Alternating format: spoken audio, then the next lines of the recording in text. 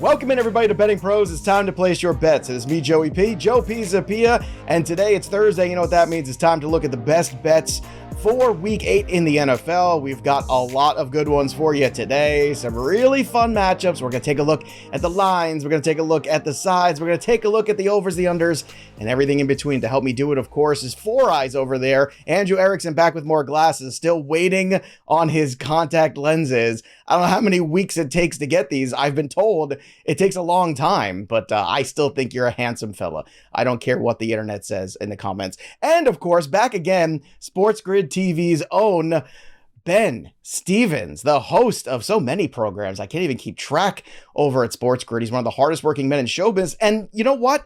You're also just returning from a wedding who you say is one of your best friends got married this weekend during football season.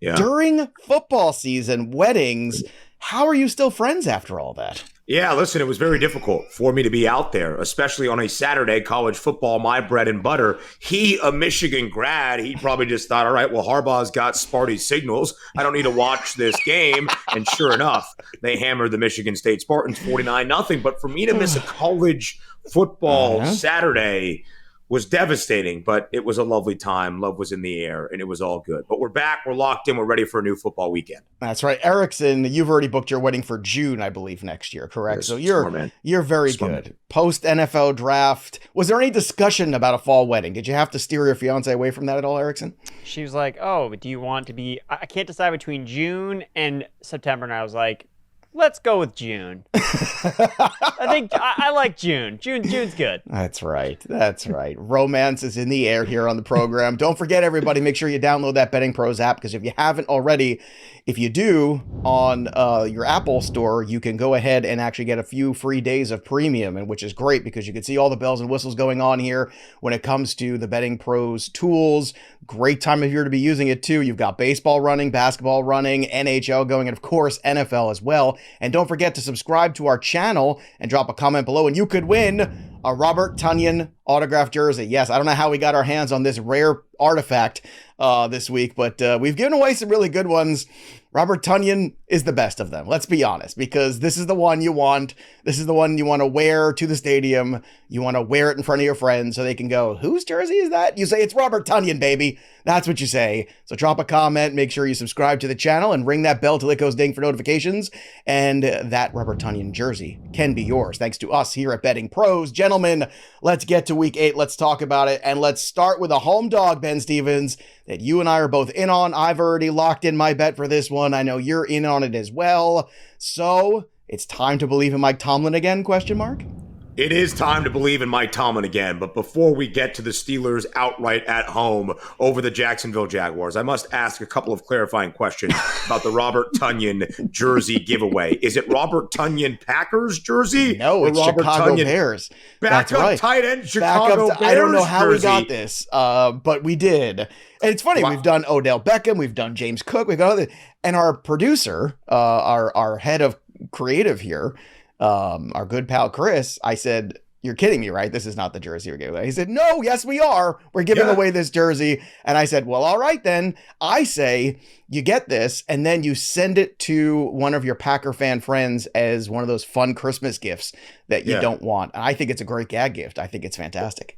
Or you save it, you frame it, and in a couple of years after Robert Tonyan leads the Chicago Bears to Super Bowl 61, you sell it for millions and millions of dollars. Millions. That is one of the... When I was here, I think entering week 2 or 3, it was James Cook, and I was like, whoa, that's actually we've been giving away cool. Fantasy Pros, we've given away CMC, Erickson. What else have we done there? We've done, we got Christian Kirk going this week. Smith and Jigba, Jackson gave away. Smith and Jigba. We're doing some, but Robert Tonyan is, takes the cake, though. It's tight end month. So, we're trying to show some love to the tight ends. But let's get back to the Steelers. Let's talk about those Pittsburgh Steelers. So they're home dogs here again. This is like giving me the chills and deja vu to week 1, which I'm still not over, where I thought they would take care of their business. They did not. So what do you think here? Because Jacksonville has some extra time, which I know everybody always loves. But to me, it's starting to look like the Pittsburgh Steelers are putting things together. What do you think? Yep. It's a ripe spot, right? And I trust in Mike Tomlin probably more than I trust in my own father. Dad, if you're watching, that's not actually the case, but it's actually a pretty even split. Mike Tomlin as an underdog, guys, is sensational. And at a certain point, right, it's a new iteration. It's no longer Ben Roethlisberger. It's not the familiar faces maybe we know of the Steelers of Mike Tomlin in the early 2010s or whatever that might be. But what they consistently do as an underdog boggles the mind. And it's not a coincidence. The sample size is too large and too strong. Under Mike Tomlin, who became the head man in Pittsburgh back in 2007. This is now year number 17, 6 games into the season for the Steelers.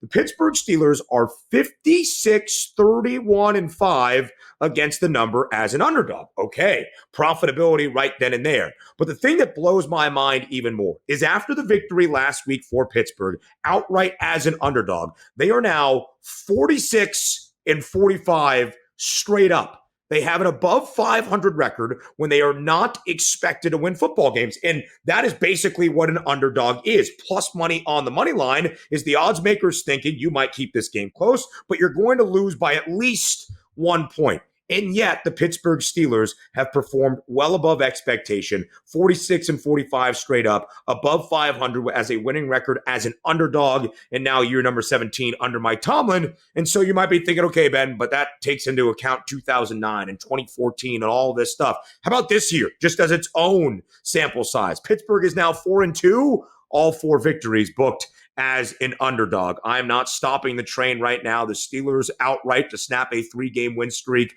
for the Jags. It is going to be a 5-2 Pittsburgh Steelers team, all 5 victories as a dog. You better hope your dad didn't watch this show, because otherwise you really got to up the ante for Father's Day presents after that. Let me tell you. Well, no offense, if you bet you bet all the money line prices on the Pittsburgh Steelers. That's so much plus money. I get him the greatest Father's Day gift he's ever seen. You can buy him a grill. You can do some nice stuff there.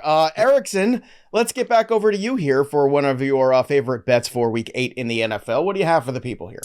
So I like the Titans. The Titans on the money line. So everybody is counting them out because they're going to be starting Will Levis, Malik Willis. They don't have Ryan Tannehill, whatever.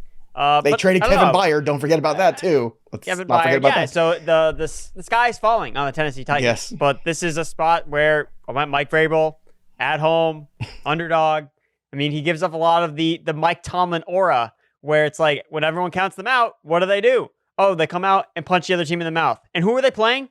The Atlanta Falcons. One of the worst teams, in my opinion, to back on the road. Last week, yes, they won the game. Desmond Ridder was begging the Buccaneers to win that game. 3 red zone turnovers and fumbles. Like, he's like, please cover them. And the Buccaneers just couldn't do anything with it. It was like, Desmond Ridder was like gifting them. Like, please beat us. Please cover the spread, Tampa Bay. Baker Mayfield couldn't get it done.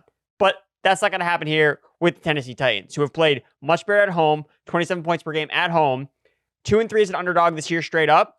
Where have they won their 2 games as an underdog? At home in Tennessee. Mike Vrabel, 5-0 off a bye week. Perfect off the bye week. They're coming off the bye week, playing the Falcons in a game that they played badly on the road. Bijan Robinson, is he going to be healthy? Is he going to play? I don't know. Arthur Smith, tell me. But what I do know is Titans money line, plus 130. I love it. You know what, Erickson? When you said this out loud, I got a little shiver there. And then the more I listened to you, the more I thought about it.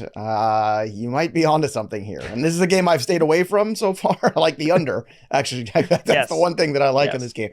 My confidence in Will Levis is not high, but neither is my confidence in Desmond Ridder, too. So some interesting pieces here for sure. Maybe this guy isn't falling. Maybe this is a great opportunity. I'm curious, too.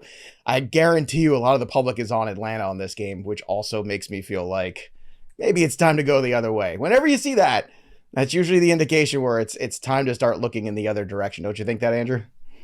Yeah. I mean, look, they won on the road last week. You know how many times they've won their road games? They've lost 8 of their last 9 road games. The one they won was last week. Are they going to win again? Is this a new streak? I don't know. I'm very skeptical of that. Yeah, it looks like 53% right now on the side of the Falcons on this one. So there you go. There you have it. All right, let's go back to another one for Ben Stevens here, number 2 on your list for Week 8. And I got to say, I'm very happy I bet this one early in the week. And now we're going to have a different quarterback we weren't expecting in this game for the 49ers. Now, I don't know if that's a good thing or a bad thing, Ben, but let's talk about the Cincinnati Bengals and 49ers because you've got all the feelings, as the kids like to say about this one. Yeah, I certainly do. Like you, Joe P., I loved it earlier in the week. 6 points, 5.5 about 24 hours ago from the time of this recording. But that's what Brock Purdy is worth. Not just a system quarterback, worth 2 points on the spread and the over-under as well. I oddly enough think the 49ers pull out this football game with Sam Darnold. But as long as it stays above a field goal, I like the Bengals to keep this game tight. And since he's coming off the bye week, of course, they entered the bye week winning 2 straight games. They are getting healthier. Of course, that main health component is the right calf of Joe Burrow. The one issue I do have with the Bengals in this spot is the 4th worst rushing defense in the National Football League, giving up nearly 140 yards per game on the ground. That would feed Christian McCaffrey, Elijah Mitchell, whoever the heck Kyle Shanahan decides to run on Sunday. And I do think that when you have San Francisco on a 2-game skid, am I expecting the 49ers to lose 3 straight games? I actually think Sammy D might be able to pull this football game out, but I think it stays right around that field goal margin. I think Cincinnati covers as a 3.5-point underdog. And again, I would get that number as it stays above the field goal. I would not be surprised as we go through this week if it ends up on that flat 3 as more of the betting markets become involved for a late Saturday or Sunday afternoon game. If Sam Darnold wins this game, then we, of course, talk about Brock Purdy as being a system quarterback more. And as we should, because he is. And that's fine. There's nothing wrong with that. It's great when a quarterback fits a system. Goodness knows we've seen a lot of quarterbacks come into this league that had talent who didn't have the right systems. I got to tell you, Ben, coming off the bye, if Joe Burrow's healthy, I know it sounds crazy for the 49ers to lose 3 games in a row. I was on the Vikings Monday night here on the program. I was talking about the Vikings on the money line for the upset because I thought they were a little beaten up and weak, and they were. I think they're still a little beaten up and weak. I'm like you, though. I worry about CMC in that game running amok, literally, if he is healthy enough to do that. But I kind of like Cincy straight up on the money line at plus 150 and get that at points bet. I got to tell you. And let's think about that, though. Let's think about that evaluation tool for Cincinnati. This Bengals team, who has played in 2 consecutive AFC championship games, expected before the year to be right back there at the end of this 2023 season. For Cincy now to come out of the hole they dug themselves at 1-3. They had the track record of doing so last year, winning 11 of their final 12 games, 8 in a row to end out 2022. I'm sure they're rather comfortable in this spot, thinking it only goes up from here. But if Cincinnati is going to get back to that, if Cincinnati is going to be a playoff team, if Cincinnati is going to prove to us they are a true AFC title contender, maybe playing for their 2nd Lombardi trophy in the past 3 years, these are the games you win. You don't just beat up on teams that are weak. You don't just beat up on the Arizona Cardinals. You go out there and you beat the San Francisco 49ers, who are playing a backup quarterback in Sam Darnold. So I completely agree, Joe P. I just have some weird feeling that Sam Darnold wins this football game somehow, some way. So I'll take the additional hook at plus 3.5. All right, fair enough. Also, make sure you're staying on top of all the lines, too, all week long. Use the BP app line alerts, set game notifications for all the different games. So anytime there's a line movement that you want to know for sure is happening, you set that notification, and just like that, you'll get a note to your phone. You can open it, make the bet whenever you want. So that's a great way to stay on top of these numbers the next few days over the weekend as things continue to move and evolve, as all these injuries continue to pile up for certain teams. It's been a crazy couple weeks for quarterback injuries too. One that we don't usually see as often. I feel like the quarterback injury run that we've seen here, I mean, any given time, there's been like 10 different quarterbacks that have had injuries. It's like a third of the league. Very odd, especially this time of year too. We're not even barely halfway through the season. All right, let's get back to you, Andrew Erickson, for week 8. Give us another thing that you have here. And you've got some feelings about the Bengals as well. Yes, I am joining the Bengal bandwagon here at plus 3.5 with the Cincinnati Bengals. And again, Joe, I'm kind of interested in this money line play that you have, because the thing that I'm looking at, again, Sam Darnold, can he put up numbers in this offense? Probably. But will he win? Like, that's the thing I'm thinking about. Like, let's say they're down 3. Is Sam Darnold going to drive them down the field to beat the Bengals at home? I don't know. Consider me skeptical of that. Like, I've seen enough Sam Darnold. I've seen him crumble multiple times as a New York Jet, as a Carolina Panther. Yes, he may put up numbers like a lot of the 49ers quarterbacks have, not named Jimmy Garoppolo, not named Brock Purdy. Oh my God, Nick Mullins, his yards per attempt, the best in NFL history. CJ Beathard, oh my God, this guy's amazing. And what do? They lose games. They lose games because they're not good quarterbacks. At the end of the day, they put up good numbers because of the system. And Sam Darnold, yeah, I think he can put up good numbers. But can he get them to win? I don't know, because look at Kyle Shanahan, 21-32 without Jimmy Garoppolo since 2017. That record was 9-29 until Brock Purdy entered the picture at the beginning or in the middle of last year. when he doesn't have a certain quarterback, they don't win games.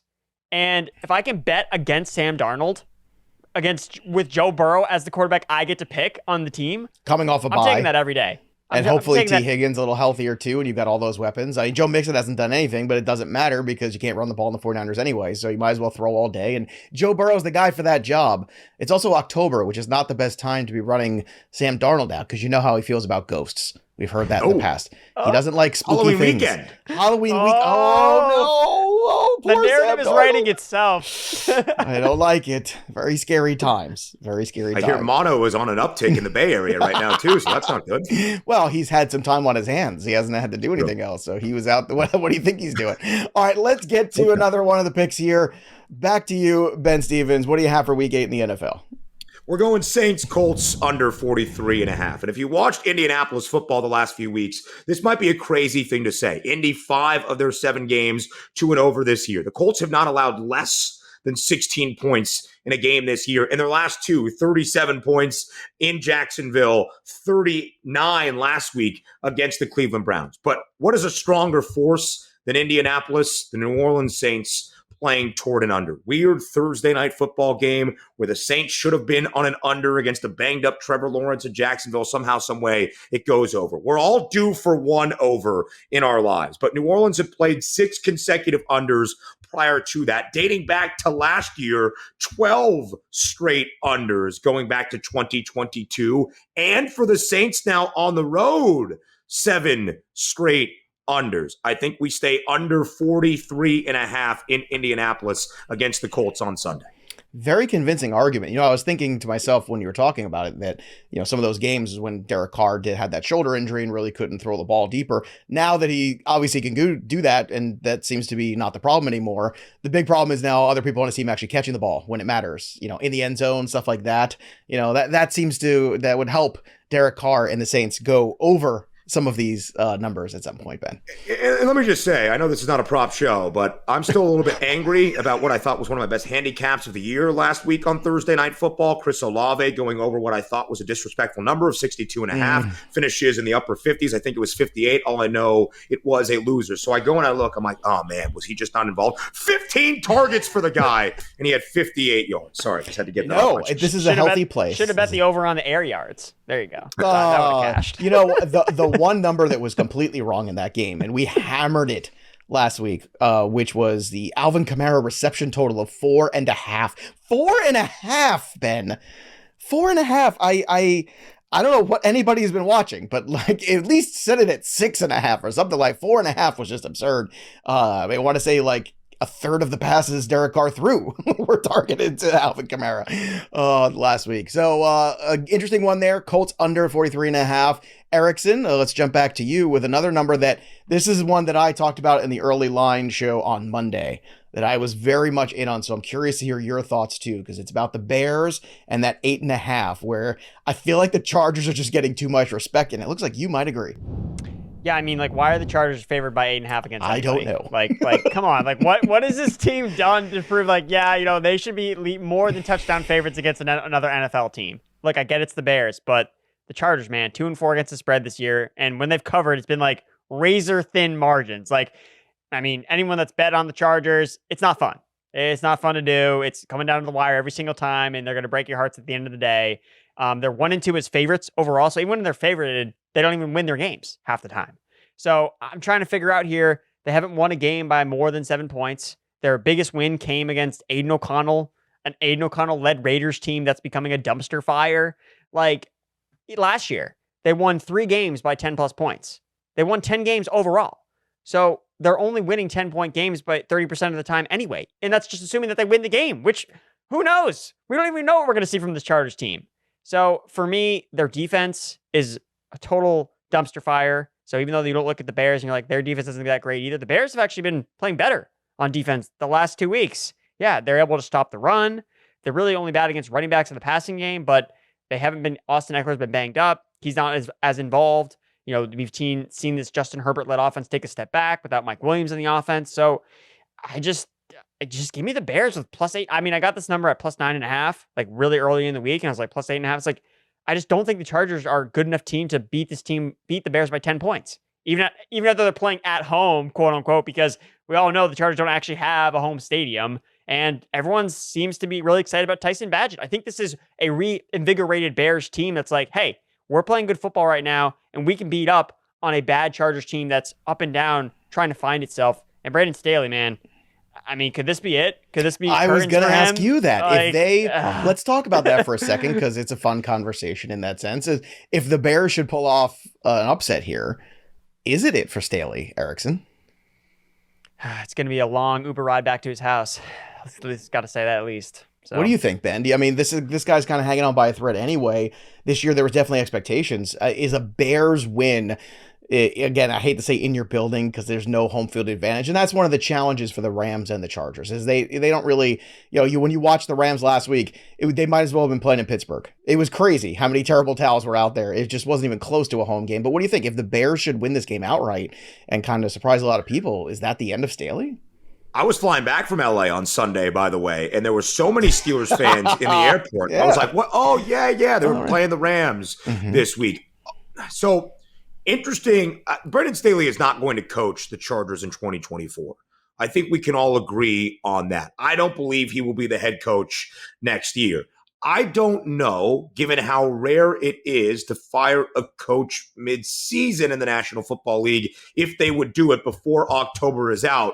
But as an 8.5-point favorite against Tyson Bagent and the Chicago Bears, that would be as much of a reason to fire somebody right there on the spot as we've ever seen. We know teams in LA can leave their coaches on the tarmac. It's not like they're flying anywhere on their way. I don't know if Brandon Staley would see week number 9 if they lose outright against the Bears. I personally believe like 100%, 99.9%, he is not going to be the coach at the end of 2023 into 2024. Mid-season is where things get complicated. But yeah, this would be pretty damning. It's going to be an interesting situation, that's for sure. Here's what happens. I just figured it out. You got it? Chicago wins outright as an 8.5-point underdog. They come down. Dean Spanos comes down. He says to his head coach, Brandon Staley, I will let you coach week number 9 if you beat Tyson's father, Travis, a 28-time arm wrestling world champion in a arm wrestle. To which Brandon Staley loses, and yes, he's effectively fired. There you go. That's how you do it. You said you gave him a chance to fight for his job, literally. By the way, the Bears plus 350 over on FanDuel on the money line right now over on BettingPros.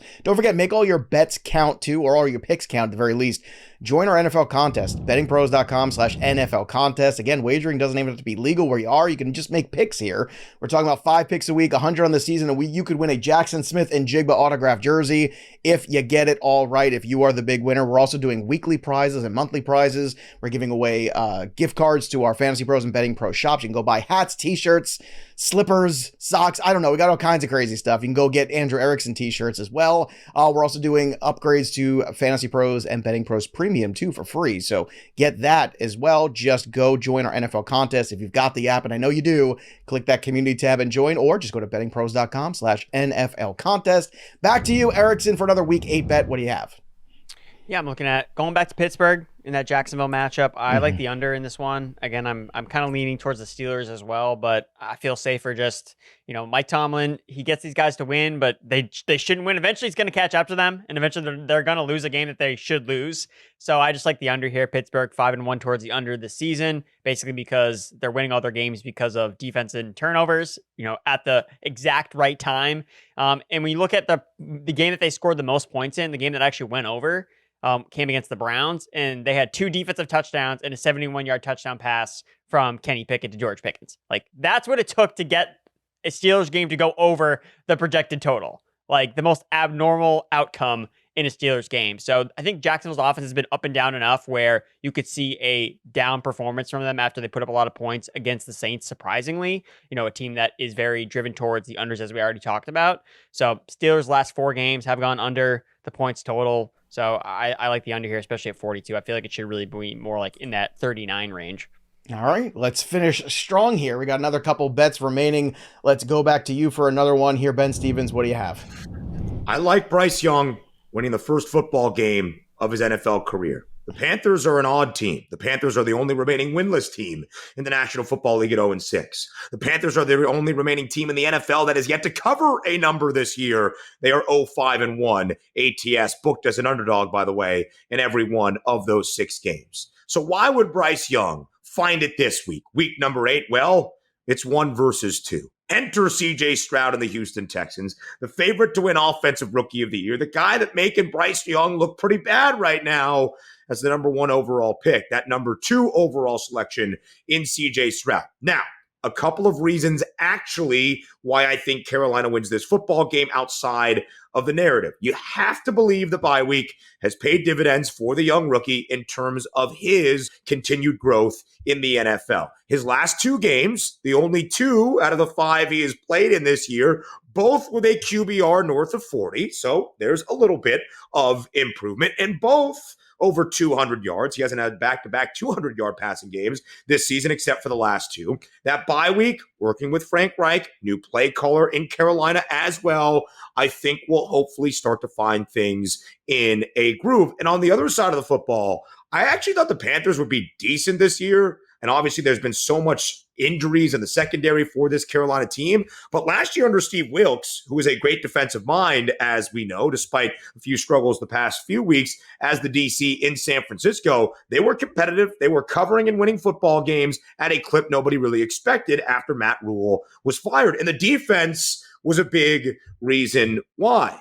I hope the defense can improve because that's what's going to need to happen here. You need to see at least 24 points from the Panthers led by Bryce Young, and you have to limit the Texans to 3 touchdowns or less. I do think it happens, though. And then there's the narrative, Bryce Young trying to prove to his coaching staff that maybe was not in love with him over Stroud at the number 1 overall pick and the weird dichotomies there with ownership, that he is the guy in Charlotte. He proves that at home, out of the bye for Carolina. I actually think the spread should be bigger than 3.5 in favor of the Texans if we were just going based on the optics and the numbers we have seen this year. It's not. It's funky. Carolina gets their first win of the year. As Andrew Erickson said before we signed on and hit the record button, Carolina can't go 0-17, right? They got to win a game at some point. I think it's this one. Well, I mean, they can. They could, right? I really enjoyed that Disney Plus pitch of a movie that you just put together here regarding Bryce Young. It's a feel-good story. The only thing that feels better is my bet of the Houston Texans on the road because those guys are road warriors. Go CJ Stroud. That's the narrative I want to buy into. I want to buy into the narrative, hey, Carolina, you could have had me. I'm going to go into your home field and I'm going to embarrass your boy. That's the narrative I like. See, I'm a wrestling guy, so I go full heel way too much. And that's where I'm going on this one. Full heel CJ Stroud, the number 1 quarterback in last year's draft. That's right. I said it. So yeah. Fun times. Good. See, I love this. I love little opposite ends of the spectrum there. All right, let's go back to you, Andrew Erickson. Give us one more pick for week 8. What do you have?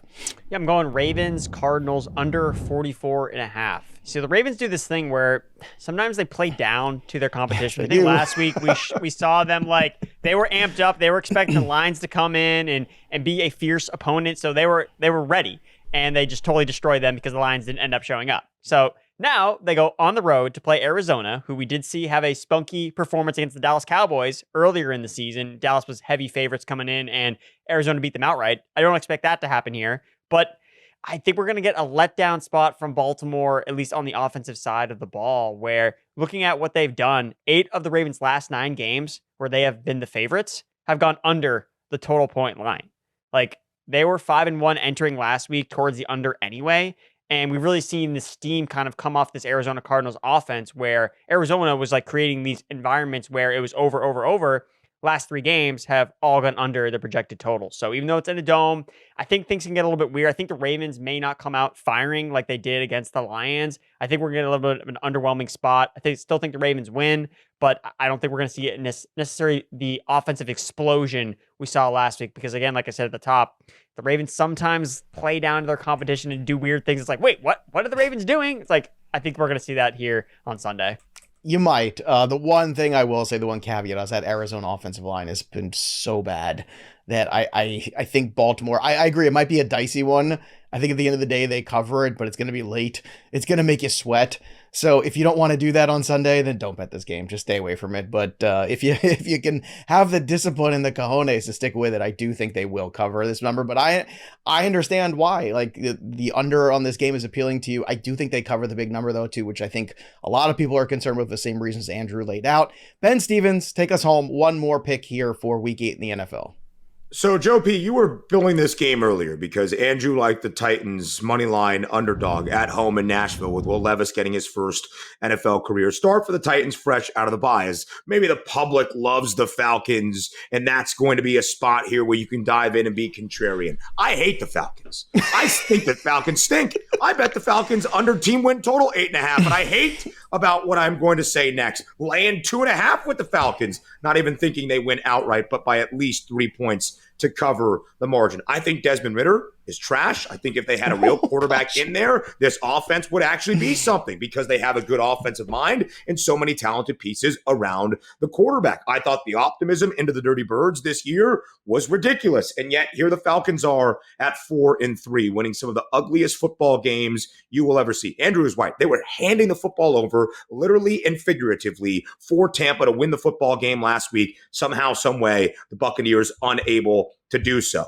So I hate myself. I hate the Atlanta Falcons. The only things I hate more, Will Levis. I have no belief in this individual at a high level of quarterback play. I had no idea in the draft cycle why there was any conversation of Will Levis being the first overall pick, legitimately the second overall pick, or that second quarterback taken, why he was a top 5 pick. We were doing our draft night special in Atlantic City, and a half an hour before we signed on, he was minus money, an odds-on favorite to be a top 5 pick, and I thought that I was going to have to run into the Atlantic Ocean in AC if that was going to be the case. Will Levis in spots where he has needed to step up in the biggest way when there has been thoughts on him. If you watch any of the tape from his senior year at Kentucky, it is dismal. It is not good quarterback play. Unless in this system he has figured something out in his time sitting behind Tannehill or this bye week of preparation to get ready for the Falcons, they have done something, and that something's not just feed the ball to Derrick Henry.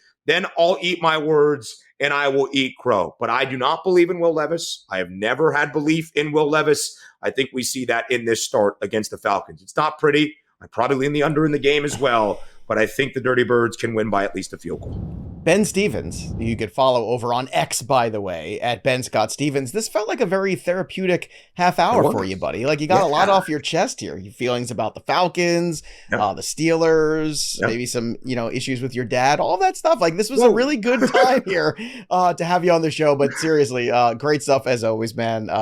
Make sure you go check Ben out over on Sports Grid TV. All the streaming services basically at this point are carrying it. You can catch it anywhere, and Ben's on Saturday. He's on Monday through Friday. They give you off Sunday though, don't they? Do you work on Sunday? Barely. Just don't put that idea out into the sphere, right? And they start hearing this and like, oh, Ben is off Sunday. Let's make him work 7 days a week. Maybe give him a Sunday. No. The Lord rested, and so shall Ben Stevens. That's what I say. Oh, Ben, again, amazing stuff as always. You can check out Andrew's work too. It's up on bettingpros.com to the primer for every single betting week to go through there and find all the best situations and stats to make good opinionated bets there for yourselves, well-informed ones. And of course, make sure you're doing all of that on that Betting Pros app. Bet smarter, not harder. Drop a comment below, subscribe to the channel. That's what we're asking you to do. And you might win that Robert Tonyan jersey. It's not going to give away itself, boys and girls. That'll do it for us, but the story of the game goes on. For Ben and Andrew, I'm Joey P. We'll see you next time, kids.